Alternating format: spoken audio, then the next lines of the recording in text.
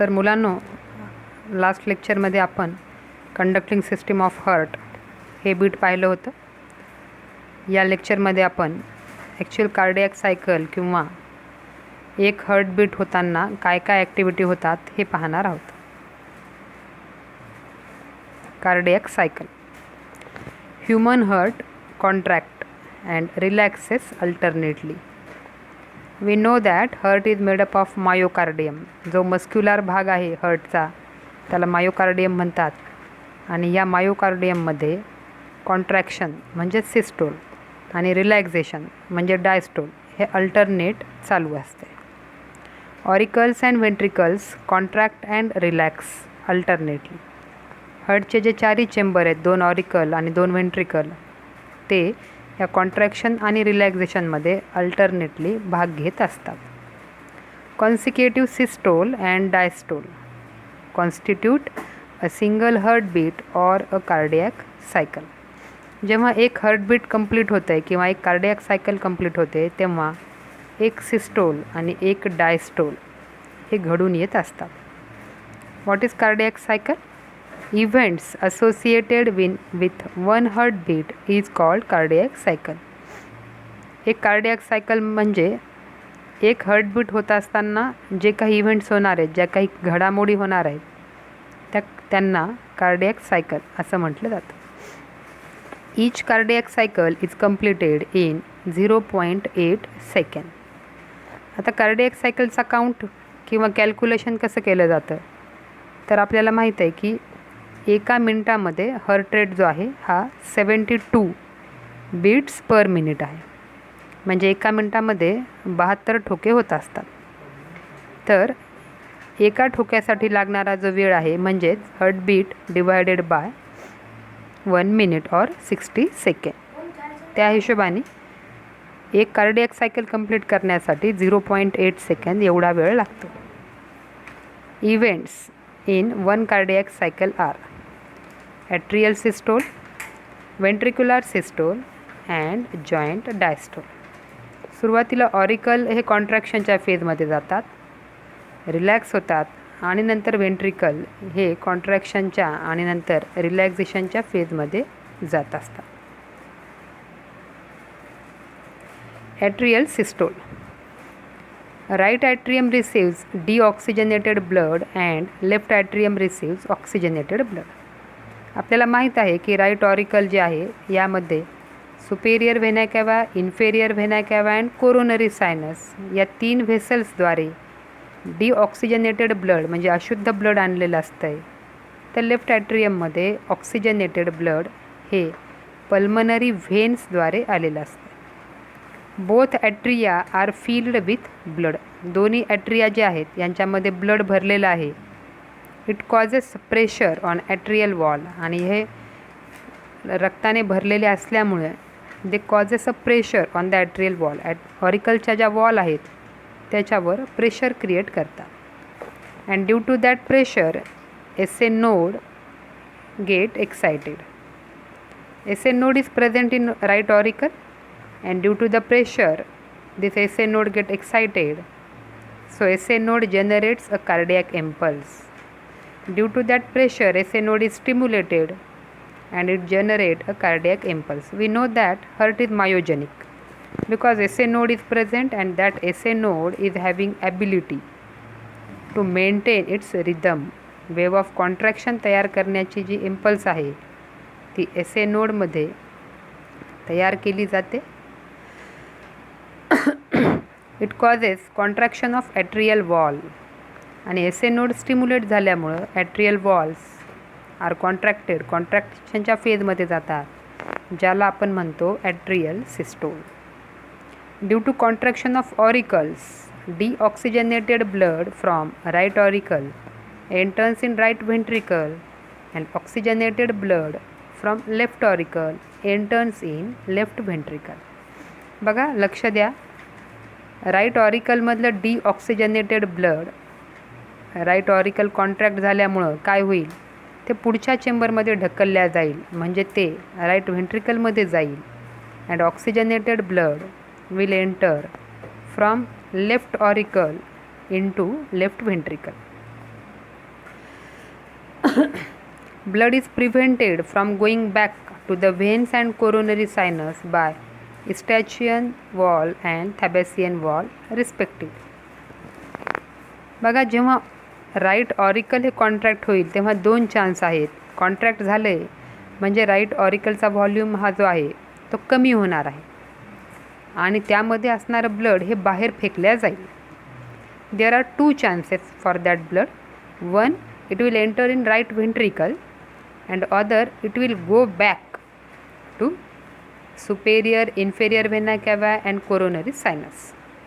But at the same time, when auricle is contracted, the Thabacian wall will close inferior vena cava, the Eustachian wall will close inferior vena cava and Thabacian wall will close coronary sinus, so that the backflow of blood is prevented, and so the blood will enter only in right ventricle. त्याला दुसरा चान्सच नाही.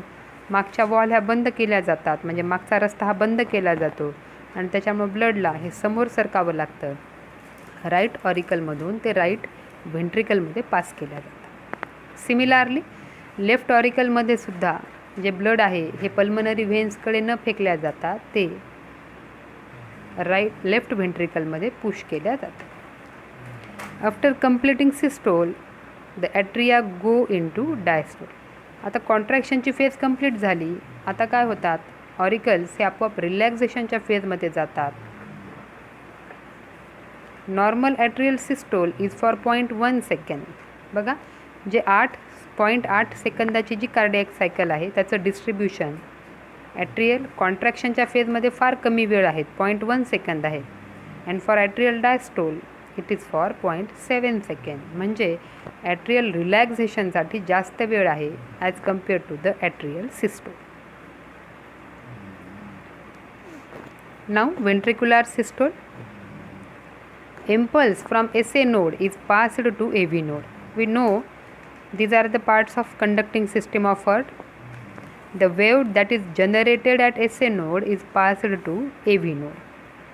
AV node get excited and send impulse to bundle of His and Purkinje fibers. Purkinje fibers spread the impulse to the wall of ventricles. We know that bundle of His and Purkinje fibers, they are present in interventricular septum, and so when they receives the impulse from AV node, they transfer it to the wall of ventricles and causes ventricular contraction. Now ventricular contraction, that means it is ventricular systole. And during ventricular systole, similarly, when there is a phase of contraction, volume of the chamber is decreased, and so deoxygenated blood from right ventricle, it is pumped into pulmonary trunk, and oxygenated blood from left ventricle is pumped into aorta. Blood is prevented from going back to atria by closing of tricuspid and bicuspid walls. Now see, when the blood is pumped by right ventricle, it will pump only in the pulmonary trunk because tricuspid walls are closed and the backflow of blood to right auricle is prevented. Similarly, oxygenated blood from left ventricle is pumped into aorta because bicuspid walls will close its path to left atrium. Tricuspid valve ह्या बंद केल्या जातात, त्याच्यामुळं blood हे वापस right ऑरिकलमध्ये जाऊ शकत नाही. सिमिलरली लेफ्ट साईडच्या बायकस्पिड वॉलसुद्धा बंद केल्या जातात, ज्यामुळं ऑक्सिजनेटेड ब्लड हे वापस लेफ्ट ऑरिकलमध्ये न येता त्याला ॲरोटामध्ये पास केल्या जातं. Due to closing of tricuspid and bicuspid walls, a large sound is produced and that is called as lub sound. MCQ साठी lub sound हा जास्त वेळा विचारला जातो. The cause of lub sound is closing of tricuspid and bicuspid wall. The time normal ventricular systole is for 0.3 second and ventricular diastole is taking the time of 0.5 second. बघा, atrial सिस्टोलच्या तुलनेने ventricular सिस्टोलला जास्त वेळ लागतो आहे, कारण त्याच्या walls ह्या तुलनेने थिक आहेत, त्या कॉन्ट्रॅक्शनच्या फेजमध्ये आहेत. आणि डायस्टोलला तुलनेने कमी वेळ आहे, 0.5 second. During ventricular systole, semilunar valves are closed and they prevent backflow of blood from pulmonary trunk and systemic aorta into ventricles. बघा, व्हेंट्रिक्युलर डायस्टोल जेव्हा चालू आहे, म्हणजे डायस्टोल आहे, म्हणजे व्हेंट्रिकल्स हे रिलॅक्स व्हायलेत, व्हेंट्रिकलचं जे चेंबर आहे त्याचा व्हॉल्यूम वाढतो आहे. आता व्हॉल्यूम वाढला म्हणजे आपोआप त्या ठिकाणी ब्लड कलेक्ट होणं हे आवश्यक आहे, परंतु हे ब्लड पल्मनरी ट्रंकमध्ये जे गेलेलं आहे ते वापस येऊ नये म्हणून सेमिलुनार वॉल ह्या क्लोज होतात. सिमिलरली ऑक्सिजनेटेड ब्लड हे ॲरोटामधून परत येऊ नये व्हेंट्रिकल्समध्ये, म्हणून त्या ठिकाणी असणाऱ्या सेमिलुनार वॉल्स ह्या बंद होतात आणि जो साऊंड क्रिएट होतो that is dub sound. Joint diastole is for 0.4 second. आता जॉईंट डायस्टोल म्हणजे काय? जॉईंट म्हणजे both auricles and ventricles. Diastole is the relaxation. Both atria and ventricles get relaxed and when all the 4 chambers of heart are in diastole phase, that is joint diastole. This condition is joint diastole. In this way, one cardiac cycle is completed in 0.8 second. बघा, आता joint diastole काय आहे? आपण पाहिलं की atrial डायस्टोलला 0.7 second लागतात आणि ventricular डायस्टोलला 0.5 second लागतात. परंतु जेव्हा दोन्हीही चेंबर म्हणजे दोन ऑरिकल्स आणि 2 व्हेंट्रिकल्स हे सगळे कॉमनली रिलॅक्स फेजमध्ये आहेत, तो वेळ आहे 0.4 सेकंड्स आणि त्या फेजला जॉईंट डायस्टोल असं म्हटलं जातं. फिगर जर आपण ऑब्झर्व केली तर AS that is atrial systole म्हणजे 0.1 सेकंदपर्यंत चालला आणि AD म्हणजे ॲट्रियल डायस्टोल हा 0.7 सेकंद चालला. सिमिलरली रेड लाईननी आउटलाईन केलेलं व्हेंट्रिक्युलर सिस्टोल 0.3 सेकंद चालला आणि व्हेंट्रिक्युलर डायस्टोल हा 0.5 सेकंद चालला. तर या दोघांमध्ये जी कॉमन वेळ आहे, ज्याच्यामध्ये चारही चेंबर हे रिलॅक्स आहेत, ती वेळ म्हणजे जॉईंट डायस्टोलची आहे and that is near about 0.4 second. बघा, 0.8 सेकंड नंतर पुन्हा दुसरी कार्डियक सायकल ही चालू केली जाते. 0.8 सेकंडपर्यंत पहिली कार्डियक सायकल किंवा एक कार्डियक सायकल ही कंप्लीट केल्या जाते. Human heart is myogenic. Last लेक्चरमध्येच आपण पाहिलं की human heart is myogenic. Why? Because SA node is present in heart and that is able to generate the wave of contraction. Nervous कंट्रोलच्याही independent heart स्वतःची rhythm maintain करतो, wave of contraction generate करतो आणि म्हणून त्याला myogenic असे म्हणतात. सोबतच heart is under dual control. जरी मायोजेनिक आहे तरी त्याच्यावर 2 गोष्टींचा कंट्रोल आहे. एक आहे नर्वस कंट्रोल आणि दुसरा आहे केमिकल म्हणजे हार्मोनल कंट्रोल. तर नर्वस कंट्रोलचा जो भाग आहे तो ऑटोनॉमस नर्वस सिस्टीमद्वारेही कंट्रोल केला जातो, ज्याच्यामध्ये 2 भाग आहेत, सिम्पॅथॅटिक नर्वस सिस्टीम आणि parasympathetic nervous system. Sympathetic nervous सिस्टीमद्वारे इपिनेफ्रिन नावाचं एक न्यूरोट्रान्समीटर सिक्रेट होतं आहे, तर पॅरासिम्पॅथॅटिक नर्वस सिस्टीमद्वारे ॲसिटाईल कोलिन हे तयार केल्या जाते. जेव्हा sympathetic nervous system is exaggerated किंवा ॲक्टिवेटेड असते तेव्हा इट इन्क्रीजेस हार्टबीट. आपले हार्टबीट वाढवण्याचं काम इपिनेफ्रिन किंवा सिम्पॅथॅटिक नर्वस सिस्टीम करत असते, तर हार्टबीट कमी करण्याचं, डिक्रीज करण्याचं काम पॅरासिम्पॅथॅटिक नर्वस सिस्टीमचे ॲसिटाईल कोलिन हे करत असतात. आता इपिनेफ्रिन आणि ॲसिटाईल कोलिन हा जो आहे, हे जे आहेत हे आपल्याला हॉर्मोन्सचा जो भाग आहे तेव्हा आपण डिटेलमध्ये पाहणार आहोत. इथे फक्त आपल्याला कोणत्या कारणामुळे हार्ट रेट वाढतो किंवा कमी होतो तेवढ्यापुरता इथं संदर्भ आहे. नाव nervous control. Cardiovascular centre lies in medulla oblongata. ब्रेनचे जे भाग आहेत त्यापैकी हाइंड ब्रेनचा जो भाग आहे, ज्यामध्ये पॉन्स, मेडुला ऑब्लॉंगेटा, सेरेबेल्लम हे भाग येतात, त्यापैकी मेडुला ऑब्लॉंगेटा हा भाग जो आहे या ठिकाणी कार्डिओव्हॅस्क्युलर सेंटर प्रेझेंट असते. It controls heartbeat in response to proprioceptor, chemoreceptor and baroreceptor. Chemical control. Hypoxia, जेव्हा शरीरामध्ये ऑक्सिजनची मात्रा कमी होते. ॲसिडोसिस, म्हणजे जेव्हा रक्ताचा pH वाढतो. आणि ॲल्कलोसिस किंवा pH हा कमी होतो, त्यावेळेस कार्डियक ॲक्टिव्हिटी ही कमी केली जाते.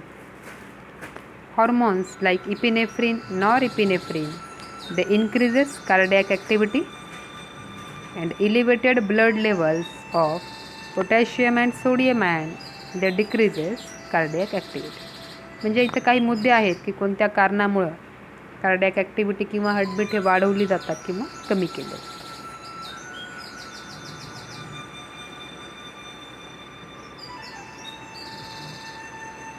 Now here is a video. Look, AV walls are there, get closed.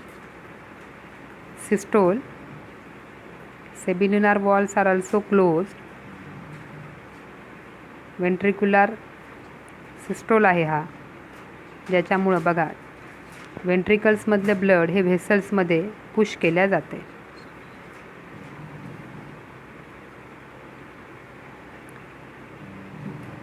बघा ज्यावेळेस वेंट्रिक्युलर सिस्टोल आहे त्यावेळेस सेमिल्युनार वॉल्स ह्या ओपन आहेत.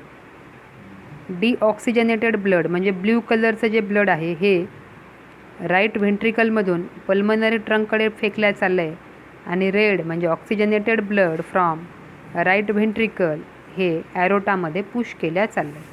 हे तेव्हाच शक्य आहे जेव्हा सेमिल्युनार वॉल या ओपन आहे. एकदा का व्हेंट्रिक्युलर कॉन्ट्रॅक्शन कंप्लीट होतं आहे या वॉल्स या बंद केल्या जातात. बघा वॉल बंद झाल्या, व्हेंट्रिकल रिलॅक्स झाले, सेमिल्युनार वॉल्स आर क्लोज्ड.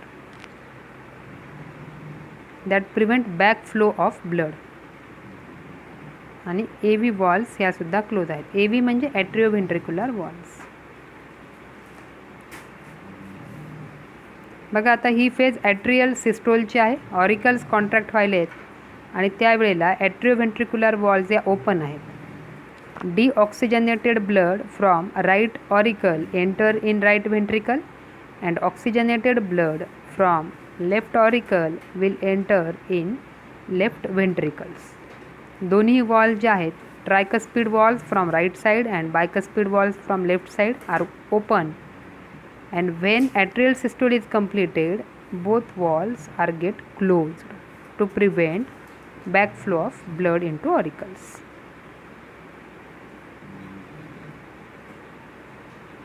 बघा वॉल बंद होतात आता. बघा बॅकफ्लो प्रिव्हेंट करण्यासाठी वॉल बंद झाल्या आणि ब्लड हे पुढे व्हेसल्समध्ये पंप केल्या झाल्या. आता सेमिल्युनार वॉल क्लोज झाल्या, ऑरिकल कॉन्ट्रॅक्ट झाले, ब्लडला एंट्री मिळाली, परत ऑरिकलचं रिलॅक्झेशन.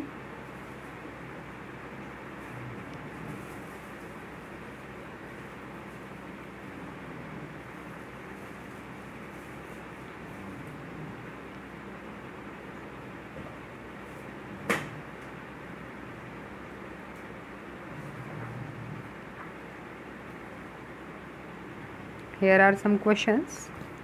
तर मुलांनो कार्डियक सायकलवर मॅक्झिमम वेळा क्वेश्चन्स विचारले जातात, त्यामुळे ती नीट समजणं आवश्यक आहे. तुम्ही एकदा व्यवस्थित लर्न करा आणि काही डाऊट असेल तर विचारा. कोणती फेज कळाली नाही किंवा कोणत्या साईडचं ब्लड कसं प्रिव्हेंट केल्या चाललं आहे किंवा कसं एंटर केल्या चाललं आहे यावर लक्ष असू द्या. राईट साईड ही डिऑक्सिजनेटेड ब्लडची आहे तर लेफ्ट साईड ही ऑक्सिजनेटेड ब्लडसाठी आहे, ते थोडं लक्ष असेल. Okay, thank you.